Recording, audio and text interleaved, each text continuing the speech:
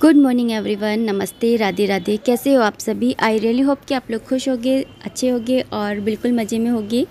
तो सुबह सुबह का टाइम है, खाने की प्रिपरेशन कर रही हूँ। आज शनिवार है एक्चुअली, तो शनिवार को मैं बना रही हूँ।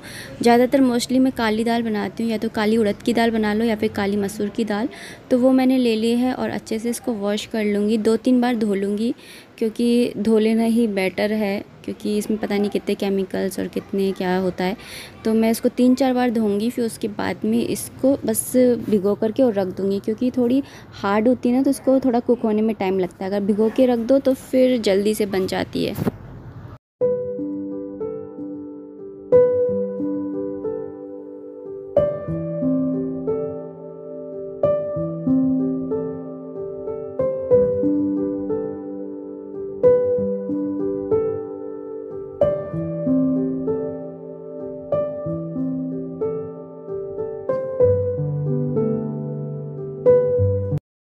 और साथ ही मैं बनाऊंगी भिंडी की सब्ज़ी थोड़ी सी भिंडी रखी हुई थी मेरे पास, तो उसी को मैं यहाँ पे कट कर ले रही हूँ।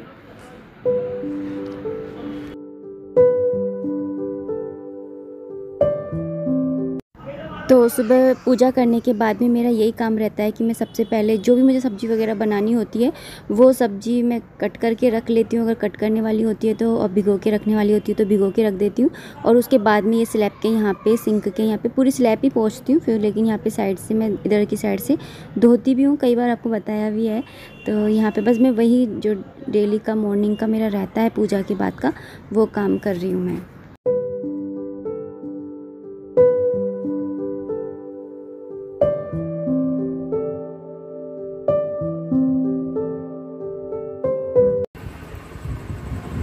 मांग भी भरी है क्या? नहीं मांग नहीं भरी। लग रहा है ना। साड़ी थोड़ी छोटी नहीं हो गई? देखो बिल्कुल सही थी। पापा इसमें से निकाल के छोटी चटाई लगा रहे हैं ना, तो ये साड़ी पहले पहन चुका था अच्छी से, तो पापा ने इसकी साड़ी ली, निकाली, काटी, दे दी, दोबारा पहनी। रोटी बना के ला। अरे बहू, वो रोटी बनाने जा रही है बहू। रोटी बना। मटर पनीर की सब्जी चाहिए मुझे। और काला ब्लाउज के साथ लाल साड़ी। तो चलिए सब्जी बना लेते हैं। पहले मैं भिंडी की सब्जी बना ले रही हूँ। तो मैंने यहाँ पे कढ़ाई चढ़ा दी है और उसके अंदर मैं ऑयल डाल लूँगी।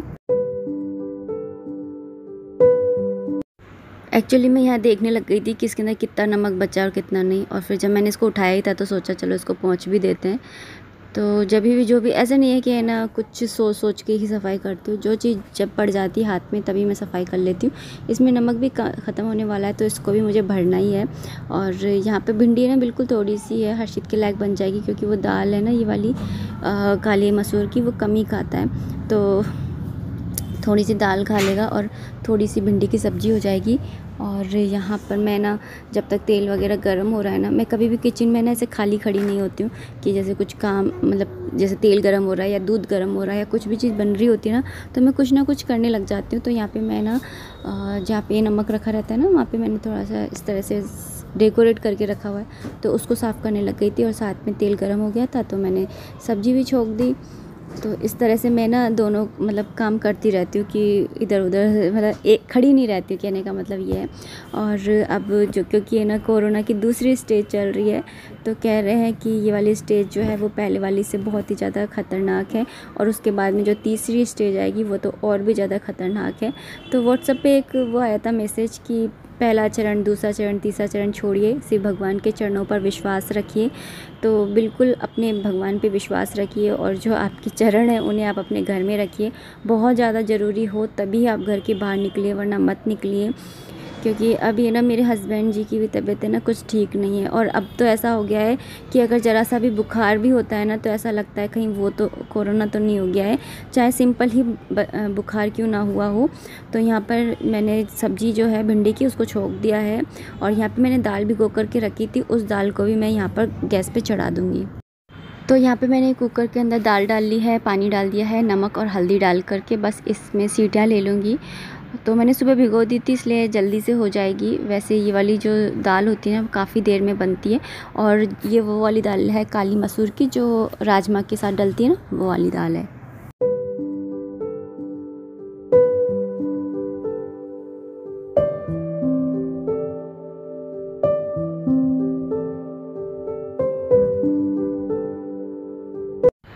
वैसे तो शरीर साथ नहीं दे रहा है, लेकिन जब बात हस्बैंड की और बच्चे की आ जाती है तो फिर अपने शरीर को भूलना पड़ता है।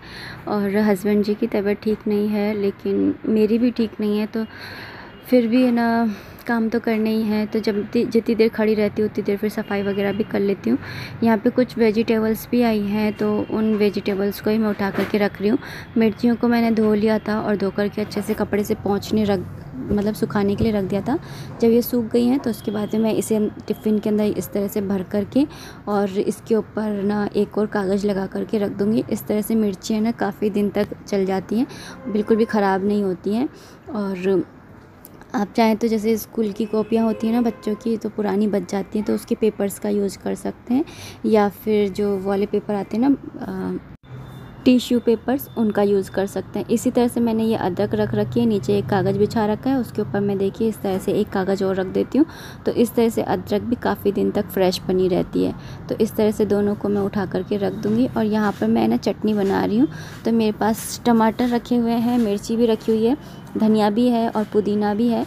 पुदीना एक्चुअली कल आया था तो मैंने उसको पीस लिया था, तो लेकिन फिर भी मैं इसके अंदर डाल दूँगी तो जो फ्लेवर होता है वो आ जाएगा। तो मिर्चियाँ देखिए अंदर से इसके बीज है ना आई है ऐसी हैं, तो सोचिए जब मैं ना रखी रहेंगी तो फिर ख़राब हो जाएंगी।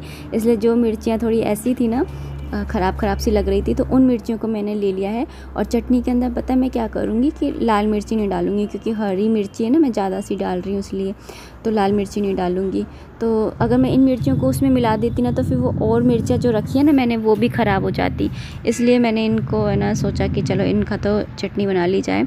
तो देखिए अंदर से इनकी कैसी है ना हालत हो रखी है। तो जो बीज ऐसे काले काले से हो रहे हैं और ऐसे हो रहे हैं ना, उनको फिर हटा देती हूँ। इनमें भी गिंडार लग जाती है, इसलिए ना चेक कर लेना चाहिए। जो मिर्ची वगैरह ऐसी हो ना ख़राब सी, तो चेक कर लेना चाहिए। तो मिर्ची ले ली थी, टमाटर डाल ली है और इधर धनिया भी डाल दिया है। साथ ही मैं इसके अंदर मसालों में सिर्फ नमक डालूँगी, सफ़ेद नमक और काला नमक। यहाँ पे ये अदरक ले ली थी मैंने 1 पीस, तो इसको मैं छील करके रफली छील लीजिए, ऐसा कुछ नहीं है कि अच्छे से ही छीलो, रफली छील लेती हूँ मैं तो। और फिर उसके बाद में वॉश करके और फिर इसके अंदर थोड़े छोटे टुकड़े कर लूँगी, इतनी बड़ी भी नहीं डालनी चाहिए। मिक्सी के जार की जो वो होती है ना ब्लेड, वो ख़राब हो जाती है वरना। तो ये मैंने डाल दी है और पहले मैं स्लैब को साफ़ कर लूँगी हाथ के हाथ ही, क्योंकि अब मेरा गंदगी वाला काम है ना वो ख़त्म हो गया है। गंदगी वाला मतलब ये छीला छाली का काम होता है ना, ये वाला ख़त्म हो गया है। तो पहले स्लैब को साफ़ कर लूँगी और फिर उसके बाद में मैं जो चटनी है उसको भी पीस लूँगी। तो पहले मसाले ऐड करूँगी एक्चुअली इसके अंदर। तो मसालों के अंदर मैं ना सिर्फ डालूँगी सफ़ेद नमक और काला नमक। और ये मैंने कल पुदीना आया था ना तो पीस करके रख लिया था, तो इसके अंदर फ्लेवर आ जाएगा, इसलिए मैंने इसके अंदर 1 चम्मच पुदीना भी ऐड कर दिया है। पुदीने धनिया की चटनी काफ़ी अच्छी लगती है। और फिर कोई जैसे सब्ज़ी बना रहे हो ना ग्रेवी वाली, तो उसमें काम भी आ जाती है उस टाइम पर। कभी एक सब्ज़ी है तो उसके साथ में रख दो तो अच्छी लगती है देखने में भी प्लेट, और अगर सब्ज़ी में नहीं मतलब प्लेट में नहीं रख रहे हो किसी सब्ज़ी में डाल दो तो मतलब काम आ जाती है इस तरह से। तो मैं इस तरह से रखी रहती हूँ। लाल मिर्ची नहीं डालूँगी, हींग डाल दी है मैंने और बस इसको पीस लूँगी।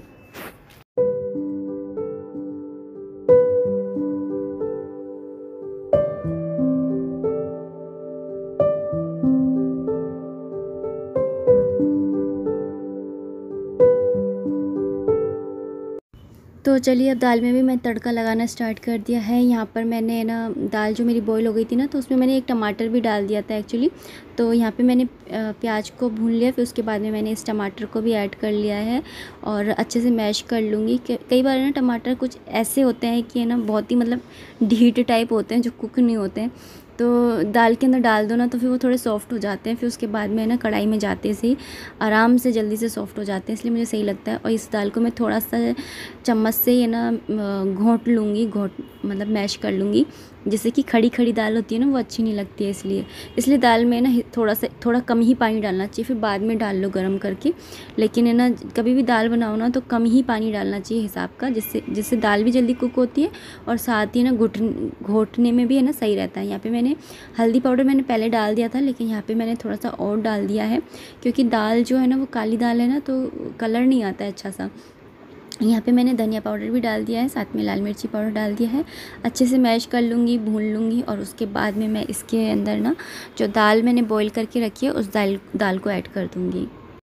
तो सिंपल सा खाना ही है जो मैं बना रही हूँ, लेकिन कई बार ऐसा होता है कि सिंपल खाना भी बहुत अच्छा लगता है। भिंडी की सब्ज़ी से मैं भगवान जी को, लड्डू गोपाल जी को भोग लगा दूँगी। और ये वाली दाल में तो मैंने फिर प्याज डाल दिया इसलिए। तो यहाँ पे मैंने दाल डाल दी है और साथ में थोड़ा सा कुकर में पानी डाल करके, मतलब कुकर के अंदर भी वो रहती है ना, दाल चिपकी रह जाती है, तो वो कुछ छूटना नहीं चाहिए, मतलब ये एक है मेरी आदत। और यहाँ ऊपर से मैंने धनिया डाल दिया है। गरम मसाला है नहीं है तो मैंने वो डाला नहीं है। तो सिंपल सी दाल है। हेलो एवरीवन, नमस्ते, welcome back to the channel. Actually आज है नेक्स्ट डे और मैं इस वीडियो को यहीं पर ही एंड करना चाह रही थी। एक्चुअली ना मन तो ऐसा करता है कि ये करूँ, वो करूँ, ऐसा करूँ, वैसा करूँ, लेकिन पता नहीं क्या हो गया है कि ना नज़र लग गई है या क्या हो गया है, शरीर बिल्कुल साथ नहीं दे रहा है। मन भी करता है लेकिन फिर ऐसा लगता है कि पड़ी रहूँ, रहने दे। तो जितना होता है उतना कर लेती हूँ। आज थोड़ी बहुत क्लीनिंग करी है मैंने और आज नेक्स्ट डे है और आफ्टरनून हो गया है, खाने वगैरह की तैयारी कर ली है। और अब इस वीडियो को मैं यहीं पर एंड करना चाहूँगी, लेकिन मुझे ना कई बार ना ऐसे कमेंट्स आ जाते हैं कि है ना मुझे ऐसा लगता है कि मुझे आप लोगों की भी राय लेनी चाहिए कि आप लोग भी क्या ऐसा ही सोचते हो क्या। कि एक कमेंट था कि आप इतना ज़्यादा पूजा पाठ वगैरह में ध्यान देती हो, अभी ये उम्र है क्या कोई पूजा पाठ करने की, ये तो एंजॉय करने की अपनी उम्र को, वो उम्र है, तो आप पूजा पाठ में इतना टाइम वेस्ट क्यों करती हो। तो पूजा करना क्या टाइम वेस्ट करना होता है क्या? मैं आप लोगों से बस इतना सा पूछना चाहती हूँ। देखिए, अगर आप लोग ये सोचते हो कि है ना बुढ़ापे में जाकर हम पूजा करेंगे क्योंकि तब सारी चीज़ें पूरी हो जाती हैं, तो ऐसा कभी नहीं होता है। इंसान की इच्छाएं जो होती है ना, तमन्नाएं जो होती है ना, वो कभी पूरी नहीं होती, चाहे वो कितना भी बूढ़ा क्यों नहीं हो जाए।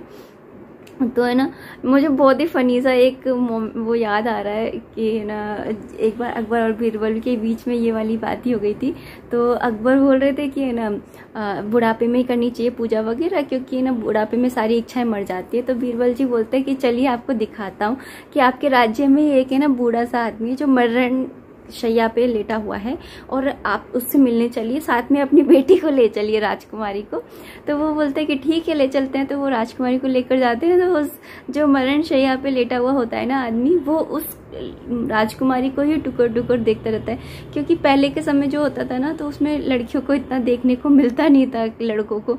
तो है ना वो उसकी नज़र उस राजकुमारी से हटी नहीं रही थी। राजकुमारी को दूसरी साइड पे भी रखा गया कि क्या मालूम उसकी गर्दन ना मोड़ रही हो, तो दूसरी साइड पे रखा गया, तब भी वो राजकुमारी को देखी जाया था। अब मुझे नहीं मालूम कि ये रियलिटी है या क्या है, लेकिन फ़नी था, मैंने कहीं सुना था तो मुझे लगा कि मैं आप लोगों को सुना दूँ। लेकिन मैं आपको बस इतना सा कहना चाहती हूँ कि अगर आपने ना स्टार्टिंग से ही कोई चीज़ नहीं करी है तो आप आगे चलकर कैसे करोगे। एक बार बताइए कि जब हम किसी बीज को बोते हैं तो उसको उखाड़ना आसान होता है, उसके अंदर अंकुर निकल आता है, उसको भी उखाड़ना आसान होता है। अगर वो पौधा बन जाता है तब भी उखाड़ना आसान होता है, लेकिन अगर वो पेड़ बन जाता है तो वो उसको उखाड़ना आसान नहीं होता है। अगर आपने ये बीज बोया ही नहीं है कि मुझे पूजा करनी है, या भगवान के अंदर आपने विश्वास जगाया ही नहीं है किसी भी उम्र में, तो फिर आप है ना बुढ़ापे तक कोई पूजा वूजा करने वाले हो नहीं है। तो है ना, अगर आप चाहते हो ना कि आप, और मरने का है ना हमें नहीं मालूम है कि हमारा कौन सा अंतिम समय होगा। जरूरी नहीं है कि हम बुढ़ापे में जाकर ही मरे, हो सकता है कि आज कल कभी भी, मतलब किसने देखा है आने वाला कल, तो पता नहीं होता है कि कब हमारा जो है अंतिम दिन हो, फाइनल दिन हो। तो पूजा करने में मुझे तो ऐसा लगता है कि कोई ऐसा तो है नहीं कि पूरे दिन हम पूजा करते रह रहे हैं। अपने कर्म भी करते रहिए, साथ में पूजा भी करते रहिए। अब हर्षित है, छोटा है, मैं छोटी सी उम्र में उसके अंदर ना वो अंकुर डाल रही हूँ पूजा पाठ के। हमारा वंश है, आप उसको देखिए कितना पूजा पाठ में ध्यान देता है कि ताई मैं भी जल चढ़ाऊंगा, मैं भी सुबह जल्दी उठ आया। कल की बात है, कल सुबह जल्दी उठ गया था, मेरे पास आ गया, बोला ताई आप उठ गई? मैंने बोला हाँ, मैं तो नाम भी ली। तो फिर आकर के फिर मैं पूजा कर रही थी, तो बोला कि मैं भी करूँगा। मैंने बोला हाँ बेटा आप भी करो। फिर मैं जल देने जा रही थी तुलसा जी में सत्यनारायण भगवान जी को, तो बोला मैं भी चढ़ाऊंगा। मैंने बोला हाँ। फिर मैंने उसको लोटे में पानी दिया, फिर हम दोनों गए। तो फिर वो मैं उसको सिखाती जा रही थी, ऐसे करो ऐसे करो। तो जो अंकुर होता है ना, वो बचपन से ही डाला जाता है। ये नहीं है कि बुढ़ापे में ही करेंगे हम पूजा, बुढ़ापे में जाकर ही हमें माला पकड़नी है। भाई नहीं, बुढ़ापे में भी आपकी तमन्नाएं नहीं मरने वाली हैं। जो तमन्नाएं इच्छाएं, वो कहते हैं ना कि इंसान का शरीर बूढ़ा होता है, मन नहीं होता है बूढ़ा, मन हमेशा चंचल ही रहता है। तो बस इसी थॉट्स के साथ में, और आप क्या सोचते हैं बताइएगा ज़रूर, और वीडियो कैसा लगा ये भी बताइएगा। मिलते हैं नेक्स्ट वीडियो में, तब तक आप मुझे इजाज़त दीजिए। Bye bye, Radhe Radhe.